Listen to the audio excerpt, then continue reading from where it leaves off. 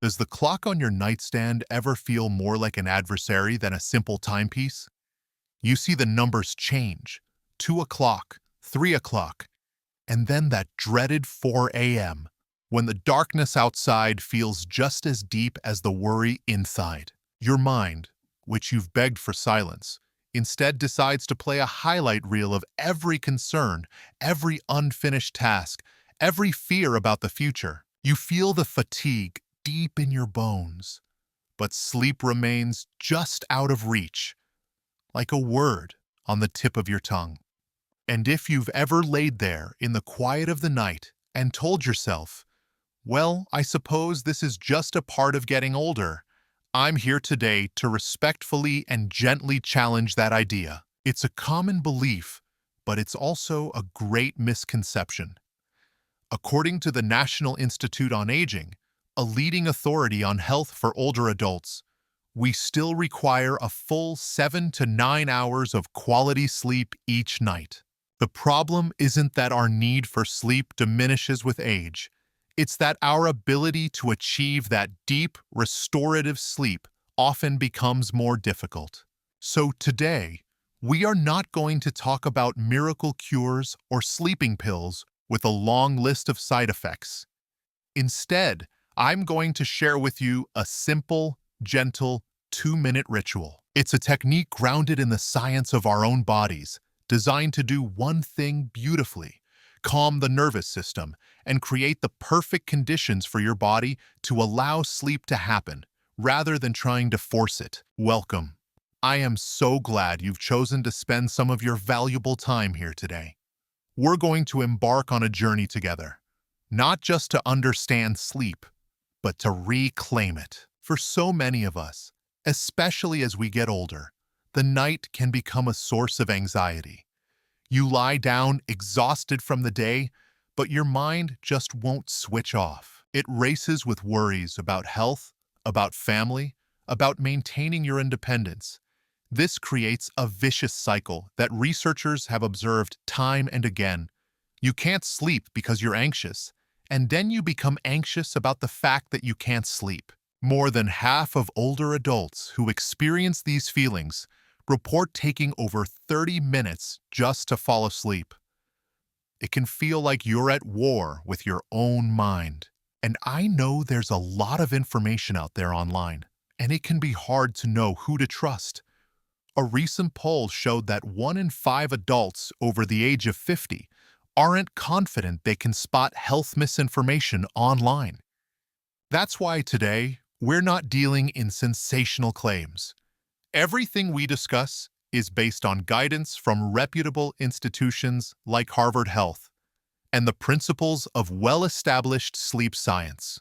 My goal is to give you not just a technique, but a true understanding of why it works, empowering you with knowledge and a tool you can use tonight and every night after.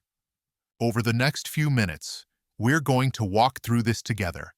First, we'll uncover the biggest mistake most of us make when we try to fall asleep: the myth of forcing it.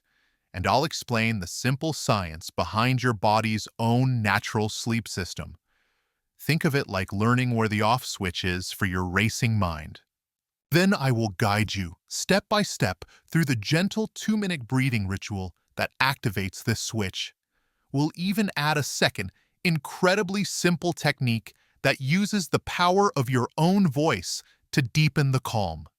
Finally, and this is perhaps the most important part, we'll talk about how to turn this 2-minute action into a powerful, lasting habit that can fundamentally change your relationship with sleep for the better.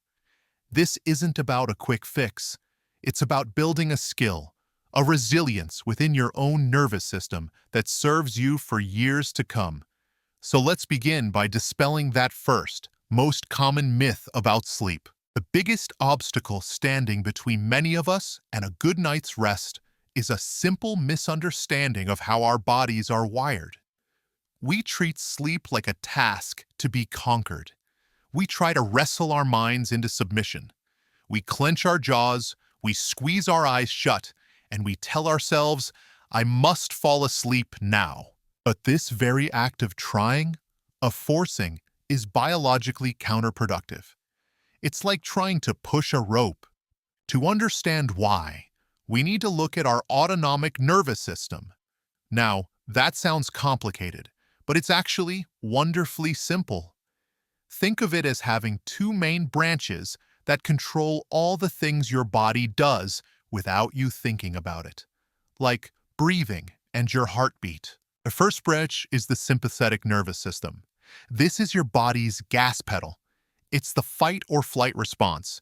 When you're stressed, worried, anxious, or even just thinking about a stressful event, your body presses down on this gas pedal. Your heart rate increases, your breathing becomes shallow, your muscles tense up, and your mind becomes hyper-alert. This system is designed to keep you safe from a perceived threat, whether that threat is a saber-toothed tiger or a looming doctor's appointment.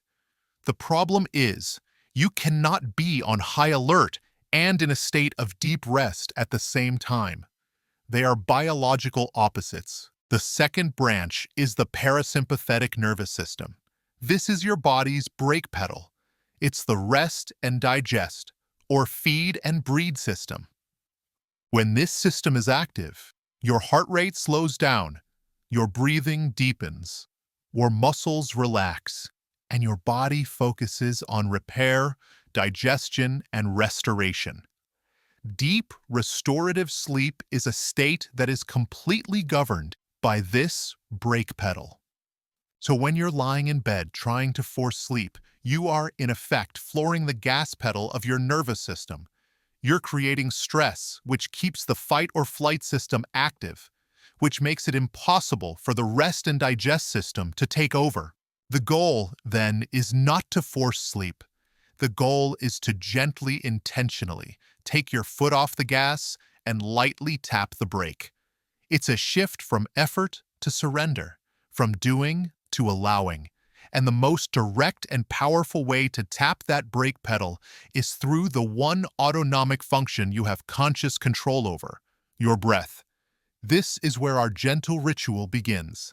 This technique is known in many circles as 4-7-8 breathing, and its power lies in its simplicity and its profound effect on your physiology.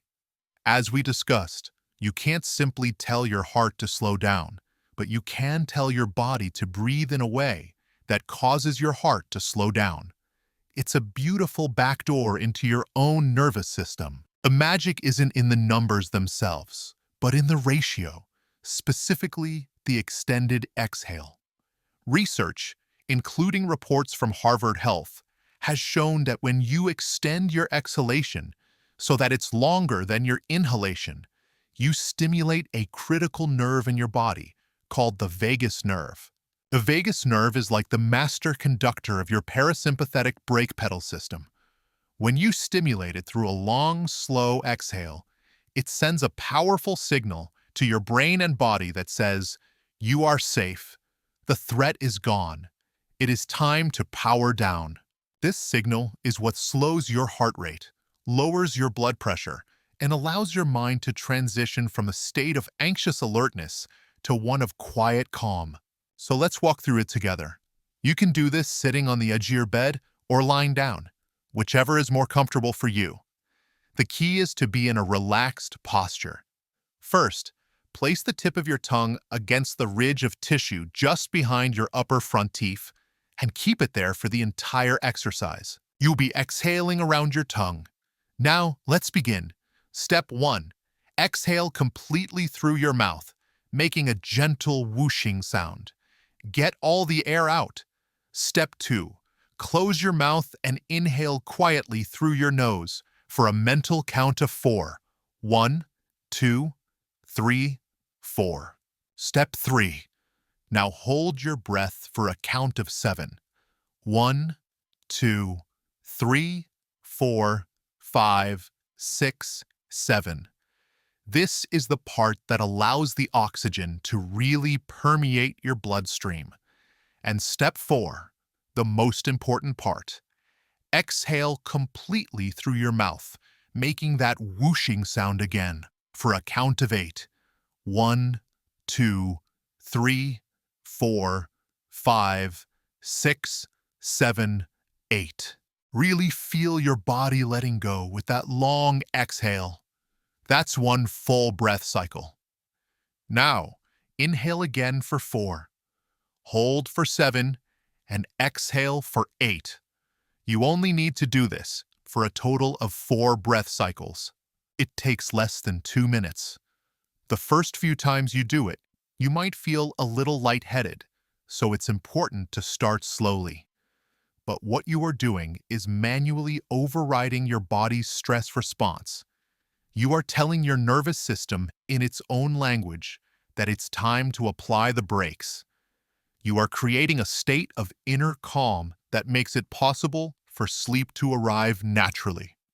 Now that we have this foundational breathing practice, which is so effective at signaling safety to the body, we can add another layer of calm that is just as simple and, for many people, deeply soothing. This second technique leverages the power of gentle vibration, specifically through humming. It might sound almost too simple to be effective, but the science behind it is quite fascinating. Just like with the long exhale of the 4-7-8 breath, the gentle vibrations created in your throat and chest when you hum also stimulate that all-important vagus nerve. Think about it. What is one of the most ancient and universal ways humans have soothed babies and themselves? Through lullabies, chants, and humming. It's an instinctive form of self-regulation. The vibration is a physical sensation that travels up the vagus nerve directly to the brainstem, further reinforcing the message of safety and calm. It's like giving your nervous system a gentle internal massage. I remember my own grandmother, a woman who was always humming quietly to herself while she was gardening or knitting. We all thought it was just a charming quirk, a little tune she had in her head. But now, I realize she was likely, and perhaps unconsciously, practicing a powerful form of self-soothing. She was regulating her own nervous system throughout the day, which is probably why she always seemed so grounded and calm. So, how do you incorporate this into your nightly ritual? It's incredibly easy. After you complete your 4 cycles of 4-7-8 breathing, you can simply take a normal, comfortable breath in, and as you exhale, just hum. A simple, low-pitched sound. You don't need to be a singer or hold a perfect note. The goal is simply to feel the gentle vibration in your chest and throat. You can do this for a minute or 2, or for as long as it feels good. For some people, focusing on the physical sensation of the hum is even easier than counting breaths. It gives a racing mind something tangible and pleasant to focus on, pulling your attention away from anxious thoughts and into the present moment within your own body. Combining the two, the structured breathing followed by a minute of gentle humming, creates a powerful 1-2 punch for calming your nerves and preparing your mind and body for deep, peaceful rest. With these wonderfully simple tools in hand, we now arrive at what is arguably the most crucial part of this entire process: setting the right expectation. The title of this video promises a 2-minute ritual, and that's exactly what it is. The practice itself is short, but I want to be very clear to honor the trust you've placed in me by watching this. This is not a 2-minute miracle cure that will magically solve years of sleep problems in one night.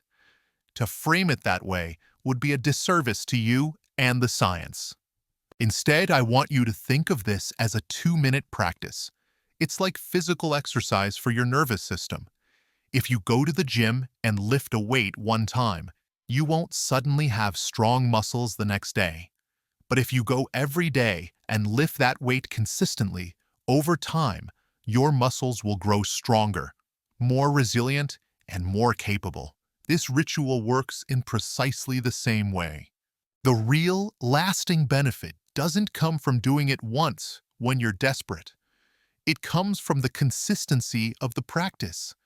Each time you consciously guide your body into a state of calm using your breath and voice, you are strengthening the neural pathways of your parasympathetic brake pedal system.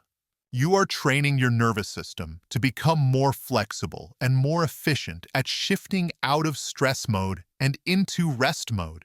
Over time, your body learns this new response. It becomes your default rather than the anxiety. At first, you may only feel a subtle sense of calm, but after a week of consistent practice, you might notice it's a little easier to fall asleep. After a month, you might find you're not just falling asleep faster, but you're also sleeping more soundly through the night. The goal here is progress, not perfection. There will still be nights that are harder than others. That's a normal part of life. But with this practice, you are building a bedrock of calm. You are giving yourself a tool, a skill that makes you more resilient to the stresses that used to derail your sleep. It's a shift from feeling helpless against your sleeplessness to feeling empowered to influence it. And this leads us to one final tip to make this practice even more powerful. There's a concept in sleep science called stimulus control, which sounds technical, but the idea behind it is something we all know intuitively. Our brains are powerful association machines. They learn to link certain places, objects, or actions with specific feelings or behaviors. This is why the smell of baking cookies might instantly transport you back to your mother's kitchen, or why the sound of a certain song can bring back a flood of memories from your youth. We can use this powerful feature of our brains to our advantage when it comes to sleep. To many people who struggle with insomnia, the bedroom, and specifically the bed itself, has become a place associated with anxiety, frustration, and wakefulness. You get into bed, and your brain thinks, ah yes, this is the place where we worry for 3 hours. The goal of stimulus control is to retrain your brain to have one and only one association with your bed: sleep. That's why sleep experts often advise that if you can't fall asleep after about 20 minutes, you should get out of bed, go to another room, and do something quiet and relaxing until you feel sleepy again. This helps to break that negative association. We can supercharge this principle by creating what I like to call a rest cue. This is where you connect your new 2-minute calming ritual to a specific time and place. The action step here is simple. Perform your 4 cycles of 4-7-8 breathing and your minute of humming in the same place every single night, right before you intend to go to sleep. Perhaps it's sitting on the edge of your bed. Maybe it's in a comfortable chair in your darkened bedroom. The specific place is less important than the consistency. When you do this, night after night, your brain begins to build a powerful new association. The ritual itself, the feeling of the long exhale, the sound of your humming, becomes a potent psychological cue. It's like ringing a bell for your nervous system.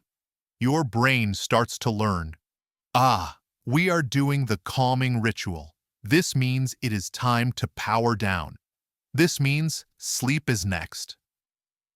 Over time, this rest cue can become so powerful that simply beginning the breathing practice is enough to trigger a wave of relaxation, making the transition into sleep feel smoother, more automatic, and much less of a struggle. You are creating a sanctuary of calm, a predictable signal that tells every part of you that it is safe to let go and rest. And a quick but important reminder, I am not a doctor, and this video is for informational purposes only. The techniques we've discussed are widely considered safe and are based on principles from leading health institutions. However, they are not a substitute for professional medical advice.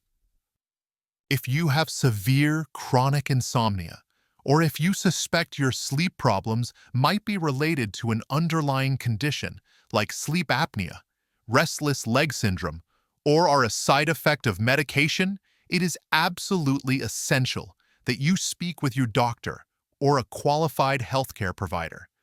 They can provide a proper diagnosis and help you create a comprehensive treatment plan that is right for you. Think of this ritual as a powerful tool in your toolbox. But your doctor is the expert contractor who can help you understand the whole blueprint of your health. So let's just take a moment to look back at the journey we've taken together.